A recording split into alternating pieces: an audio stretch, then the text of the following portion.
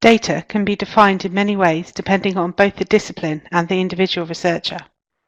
Some don't believe that they deal with data at all and prefer to think of it as information. However it's defined, its management needs to be carefully considered to avoid problems and ensure a smooth research process. Sometimes librarians need to work to advocate for data management, and this video looks at the different arguments you can make to convince your research community. As part of the growing open research movement, research funders are increasingly mandating a data management plan as part of the grant application process. They want to see some evidence that the researcher has thought about where their data will come from, how they will look after it, and how they will make it accessible to those who might find it useful. These plans can of course change, but funders will expect to see that the researcher is capable of handling these decisions in an informed way. There is also an expectation that the data which underpins research publications will be shared with both the research community and the public. This is partly to facilitate the creation of new knowledge, and partly as a way to avoid potential research misconduct. If data is shared, then others can use it in their own work and check the conclusions that have been drawn. After several recent cases of research misconduct, this is a welcome development. On a much more local level, having a good data management strategy can really help to increase the efficiency of the researcher. It helps them to be more organised in their approach to their data and their project as a whole.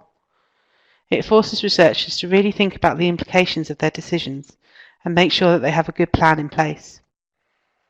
In some cases, having a plan can act almost as a checklist, which ensures that they have covered all the areas they need to think about. Researchers are incredibly busy and often under pressure to carry out their work, so it can be easy to miss things which could cause problems further down the line. Linked to this is the fact that managing information is a vital part of good academic practice. As librarians, we often help our users to manage the information they use in their work. Extending this to help them manage the information they're creating should be natural. We try to teach our library users information literacy skills in a variety of ways, and data management should be included in this. From a researcher's point of view, part of undertaking a research degree is to prepare for their future career, whether this is within academia or outside. Being able to manage information well is a valuable transferable skill for any job applicant, and having demonstrable experience of this can really help to make a CV stand out from the crowd, or at the very least, keep it from the instant reject pile.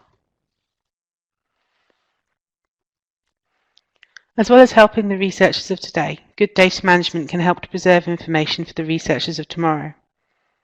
Putting proper thought into capturing and managing the data that's produced in current projects will help to ensure that in 5, 10 or 15 years' time, this information is still available. Not only will this help researchers, but it will also be useful to the wider public who may want to access the results of projects for many reasons. This is something that's not always been considered in the past, and this has resulted in a wealth of data consigned to obsolete storage mechanisms or even lost completely. Putting in just a little thought now can have huge positive consequences in the future. There are of course many reasons why data needs to be properly managed, and depending on your local research community, you may have to combine a range of reasons. The important thing is to introduce the topic to researchers in a way which will meet their needs and encourage them to integrate good data management into their workflows.